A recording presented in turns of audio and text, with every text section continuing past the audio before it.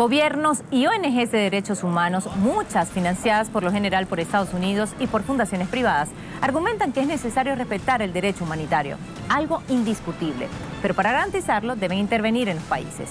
Esta premisa es aplicada para unos sí y para otros no. Así, por ejemplo, hoy vemos migrantes reprimidos por las fuerzas de seguridad estadounidenses en plena frontera con México. También vemos miles de almas naufragar en el Mediterráneo. Pero los ojos solo se posan sobre naciones cuyos estados figuran como incómodos para el orden mundial establecido. ¿Derechos humanos para quién? Derechos humanos, treta y chantaje, arma para la satanización e intervención en naciones soberanas. Derechos humanos a la carta. Pongamos el punto en la I.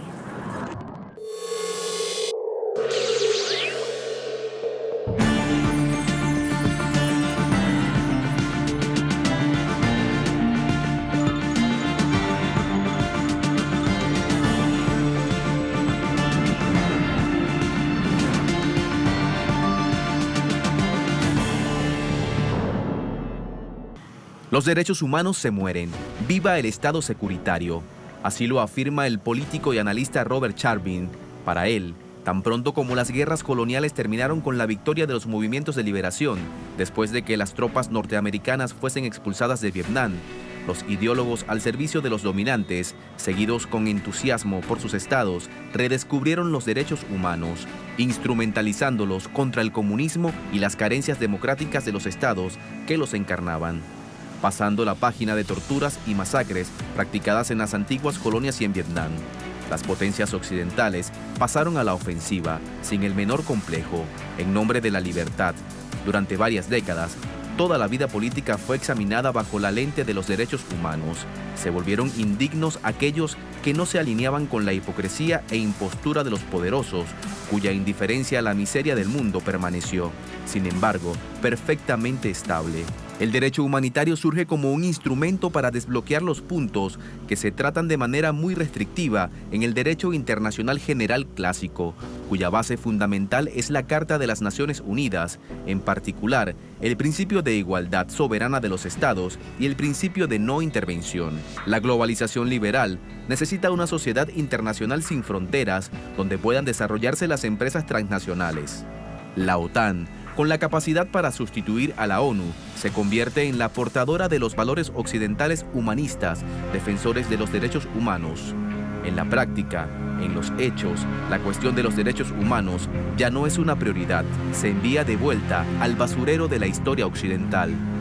Yo he visto cómo más y más los conceptos de derechos humanos han sido corrompidos y como más y más los derechos humanos se usan no para ayudar a los pueblos, sino para derrocar a gobiernos, es decir, para calumniar a gobiernos y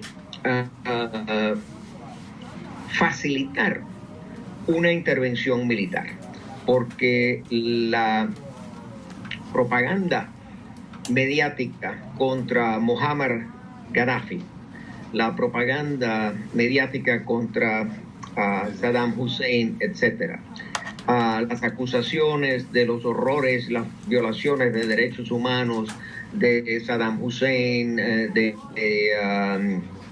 Muammar Gaddafi, etc. ¿Por qué se hizo todo ese alarde? ¿Por qué las hipérboles de esos años? Pues precisamente para que la opinión pública aceptase que una acción militar y un derrocamiento del gobierno por la violencia fuese, digamos,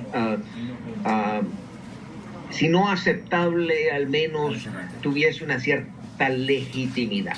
Mira, hay unas nociones que nosotros hemos tenido y hemos mantenido desde la marcha patriótica desde hace mucho tiempo, desde 2010 para acá, que desde el Bicentenario, y creemos obviamente que eso es un arma de no solamente de aquellos que ostentan el poder y de Naciones Unidas como tal para mercantilizar los estados, sino que también es una forma opresora del imperialismo para llevarnos donde nos quieren llevar con el esqueleto de los derechos humanos, que más allá de ser 30 artículos es un mecanismo de dominación, sobre todo a aquellos que que están aquí dispuestos a dejarse joder.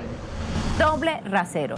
Los gobiernos que hacen parte del Grupo de Lima, cuestionados por sus prácticas en materia de derechos humanos, presionan por un cambio de régimen en Venezuela, mientras sus pueblos, que defienden sus derechos y territorios, están sentenciados a muerte. El 62% de los asesinatos por razones políticas en América Latina ocurre en Colombia, México, Brasil, Guatemala y Honduras, todos pertenecientes al Grupo de Lima, aquel que fue constituido en 2017, luego del estruendoso fracaso de la estrategia de Estados Unidos contra Venezuela en la Organización de los Estados Americanos, OEA.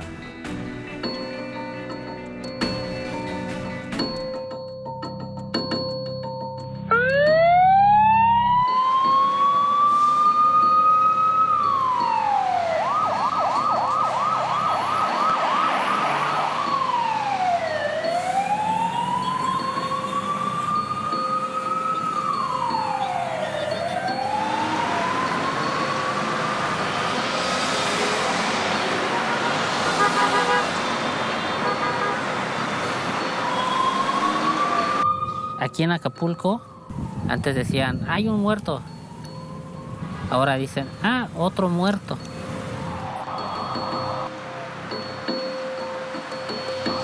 Algunos los han asesinado en sus comercios, otros son asesinados en sus taxis, otros son asesinados en la vía pública. Entonces, eso está pasando. En México, los asesinatos selectivos están a la orden del día y el ícono de los 43 estudiantes desaparecidos por agentes de la policía y la mafia organizada de camino a una protesta sigue latente. El escándalo, el hallazgo de 12 fosas clandestinas durante la búsqueda de los normalistas de Ayotzinapa, mucho más de 43 cadáveres, ninguno de los estudiantes. Entre agosto y octubre de 2017, según el Registro Nacional de Personas Extraviadas o Desaparecidas, dependiente de la Secretaría de la Gobernación, se denunció en promedio la desaparición o extravío de una persona cada 90 minutos, o lo que es lo mismo, 1.411 personas en 3 meses. Y estas son cifras conservadoras. Diversas organizaciones de derechos humanos calculan que podrían ser quizás unas 100.000 personas desaparecidas y que cada año desaparecen unas 20.000 personas migrantes en su paso por México. Seguimos preguntándonos cuándo las instancias internacionales volverán sus ojos y su atención a México. ¿Cuándo lograremos que el gobierno de México deje de ser consecuentado por la ONU y por la Organización de Estados Americanos? Brasil. La Comisión Pastoral de la Tierra asegura que la cifra de líderes sociales y campesinos asesinados en 2017 como consecuencia de disputas por la tierra fue de 65, la más alta registrada desde 2003, cuando el número de víctimas mortales se elevó a 71. Las víctimas son asesinadas indirectamente por la expansión del latifundio, del agronegocio, de la minería y de las grandes obras de infraestructura. Aplican los derechos humanos con una selectividad que yo llamo derechos humanos a la carte. De manera que hoy sí, mañana no. Derechos humanos con respecto a este país sí, con respecto a este pueblo no. Critico las violaciones del derecho a la libertad de expresión en este país, pero en este otro no lo critico. Ese problema de, digamos, la selectividad sistemática, que lo que viene a hacer es, en el concepto de fake news, tú tienes una situación de fake news, de fake law y de lo que yo llamo fake diplomacy. Selectividad sistemática, justicia según los privilegios e intereses. La doble moral, el doble rasero, desfilan por una larga alfombra roja desde Centroamérica hasta la Patagonia. Honduras, en 2017, se desataron protestas en rechazo a unas elecciones presidenciales irregulares en las que observadores internacionales y dirigentes de la oposición denunciaron manipulación y fraude. Grupos armados y cuerpos de seguridad asesinaron en ese momento a 31 personas vinculados a las protestas provenientes. En Guatemala, hasta octubre de 2017, se habían registrado 328 ataques contra defensores de derechos humanos, entre ellos 52 asesinatos, de los que 45 fueron perpetrados contra mujeres, según la Procuraduría de los Derechos Humanos de un país donde se vive una campaña vía redes sociales y medios de comunicación que difunde un discurso de contenido racista, sexista y patriarcal contra quienes buscan justicia por los crímenes cometidos durante la Guerra Civil Guatemalteca entre 1960 y 1996, debido a que muchos de los responsables aún son parte de estructuras de poder. El simple derecho a que los pueblos sean libres, a que los pueblos se rebelen, en Colombia es una burla el decir que tenemos 7 bases norteamericanas en el territorio, de que hay hambre, que hay hambruna, que los niños se nos mueren de hambre, de que la inseguridad campea en territorios como el Chocó, como Córdoba, como el Cauca, ¿cierto? Y estos organismos que velan por los derechos humanos en sus informes, y lo veíamos ahora con el relator que viene a los territorios de ONU, no pasa de ser una carta de una cantidad de cosas donde dice que está mal en un país, pero que efectivamente no pasa a ser eso. Yo a veces me pregunto, ¿no? ¿De qué vale que nosotros le hagamos venia y saludos y aplaudamos que este tipo de ejercicios se hagan si efectivamente eso no apunta a ningún lado? Es decir, un gobierno neoliberal como el que tenemos en el momento no le presta ni miga atención a lo que diga un relator de Naciones Unidas. Yo creo que el ejercicio del pueblo tiene que ir más allá de mirar si una carta, si una declaración dice o no dice cosas. Creo que hay que luchárselas de otro ángulo.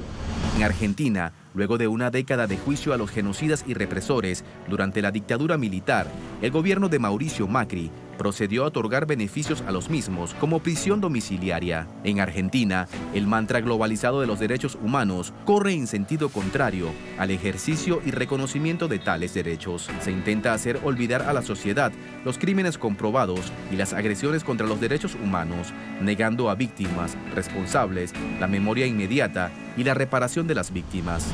¿Y qué decir de lo que ocurre en Estados Unidos, autoproclamado juez y verdugo del mundo? Según muestra el documental del director alemán Werner Herzog, En el abismo, en pleno siglo XXI, en 38 de los 50 estados de Estados Unidos, la pena de muerte aún es legal. El sistema justifica la prohibición de contacto corporal de un prisionero con amigos y familia. En Estados Unidos de América, el sistema penitenciario es un negocio. Se alaba la productividad. Los privados de libertad no tienen tiempo, ni materiales, ni incentivos para elaborar obras de arte. Casi 1 millón de prisioneros trabajan elaborando muebles de oficina, chalecos antibalas y prendas textiles, zapatos y ropa. Cobran por este trabajo 0,3 centavos de dólar al día. Un privado de libertad al cual se le imputa un determinado delito en Estados Unidos no puede recibir visitas hasta que se le haya dictado condena. Su abogado defensor, por otro lado, no debe emitir juicios de valor de forma pública con respecto al caso hasta que se instale formalmente el juicio.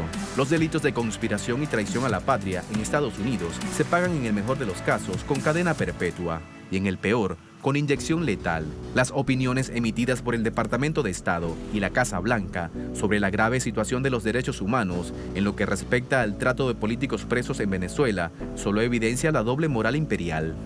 He visto la selectividad. He visto cómo órganos que debían ser neutrales, órganos que debían ser neutros, pues aplican el derecho, digamos, a la carte. Lo aplican hoy así y mañana asado. Lo aplican contra un Estado, pero no contra otro Estado. Y entonces, tomemos por ejemplo el caso de Venezuela, cómo es que el alto comisionado de derechos humanos, Zeid Ra'ad el-Hussein, se arroga a él mismo el derecho de escribir un informe sobre Venezuela que ni la Asamblea General ni el Consejo de Derechos Humanos le había permitido. Incredible charade taking place, which is which the world is looking at with utter astonishment. Poor, miserable people, families, mothers, children, fleeing from terror and repression for which we're responsible. And in reaction, they're sending thousands of troops to the border. The troops being sent to the border outnumber the children who are fleeing.